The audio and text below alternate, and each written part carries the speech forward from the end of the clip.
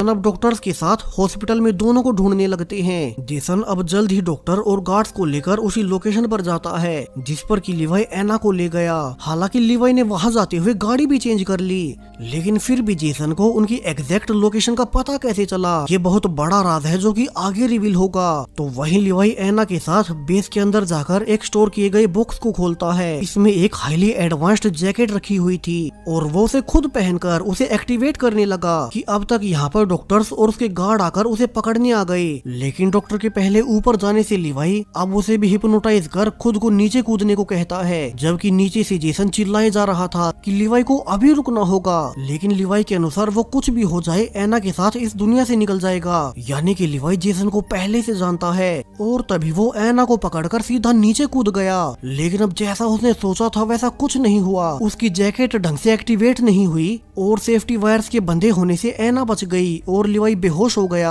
अब जल्द ही एम्बुलेंसेस के आने पर एना को होश आता है। उसे पता चला कि लिवाई उसे यहाँ उठा लाया था, जबकि उसका दोस्त प्रोफेसर विकी लिवाई के उस सूट को अपने पास रख लेता है ताकि देख सके कि इसमें था क्या, और लिवाई से पहनकर नीचे कूदकर क्या करना चाहता था। वहीं अब ठीक होने पर एना बाकी के बचे हुए चारों पैसेंजर्स को मिलने बुलाती है, लेकिन उससे मिलने सिर्फ 3 ही मेंबर्स आए, क्योंकि एक मेंबर वो ट्राइबल चीफ उस फ्लाइट हादसे के बाद से ही हॉस्पिटलाइज्ड है। वो पिछले 27 सालों से हॉस्पिटल में है और डॉक्टर्स कभी नहीं जान पाए कि वो कोमा में कैसे चला गया। सो अब बचे हुए 3 पैसेंजर्स एना को वहीं सब बताते हैं कैसे वे साल 1998 में उस फ्लाइट नंबर 218 में चढ़े तो थे, लेकिन वे टेक ऑफ करते ही सो गए और जब उनकी आंखें खुली तो वे फिर से एयरपोर्ट पर थे और खबर आई कि फ्लाइट नंबर 218 मिसिंग हो चुकी है। तो अब उनमें से किसी को नहीं पता कि वे उड़ती फ्लाइट से वापस एयरपोर्ट पर कैसे आ गए।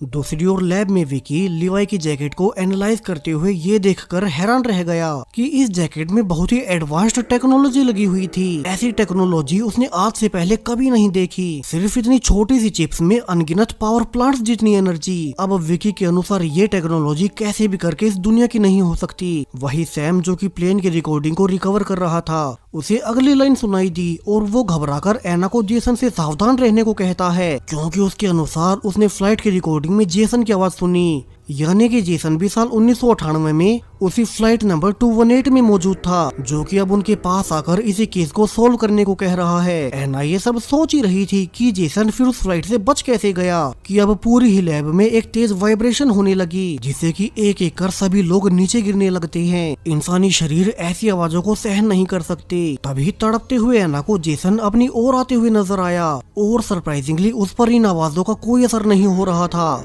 तभी कुछ देर बाद वो वाइब्रेशंस बंद हो गई और जो लोग नीचे गिर गए थे वे ऊपर उठकर